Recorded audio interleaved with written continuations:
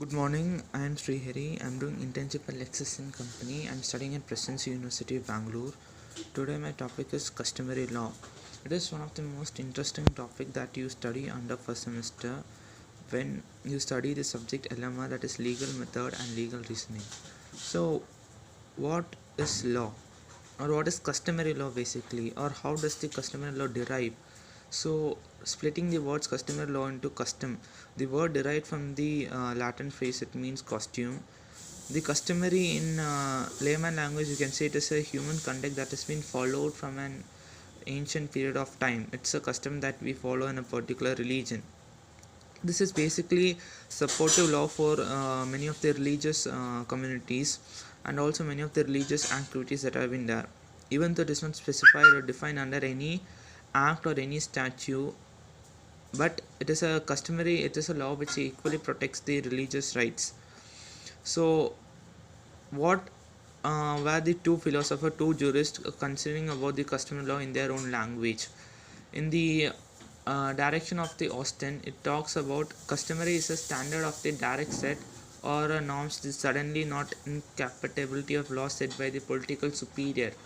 Or what is the other philosopher Caton said about the customary law? He says that it is defined as the rules of the human conduct established by the use and established under a particular legal norm, which those rules are applicable, which have been adopted by the court. So here, what are the essentials of the valid custom? There are some essentials of a valid custom that are need to be constitute to say that it's a customary law. There are basically four valid essentials of a custom. So today I will be talking about only two essentials, so that it will be clear for you, and next part I will be talking about other two essentials of custom. So talking about first essential is that antiquity. What does the term antiquity means? Nothing less, it simply talks about a custom that has been proved to be an existence from the ancient period of time.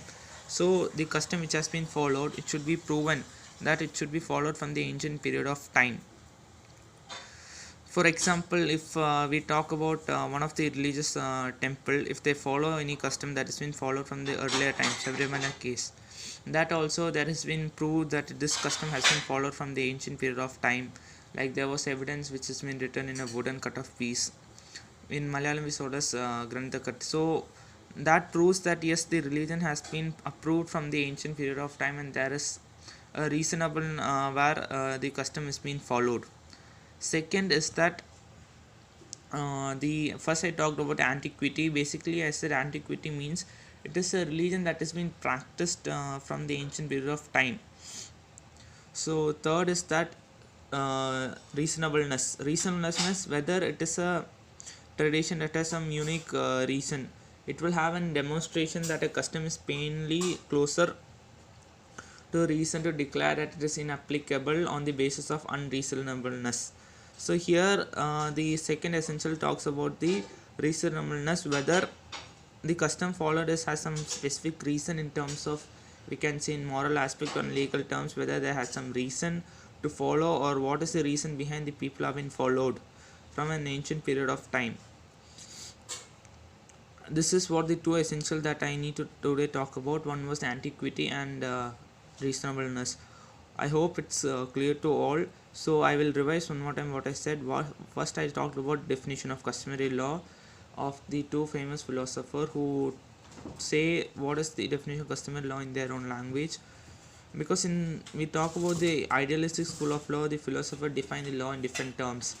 So continuity on the customary law, also different philosopher have been defined their own language on the basis of the customary law. What does it mean? So this is what the customary law basically means. Not basically means, I said about the example. Customary law been defined by two philosophers, Austin and Caton, and they said two on their own aspects of what is customary law.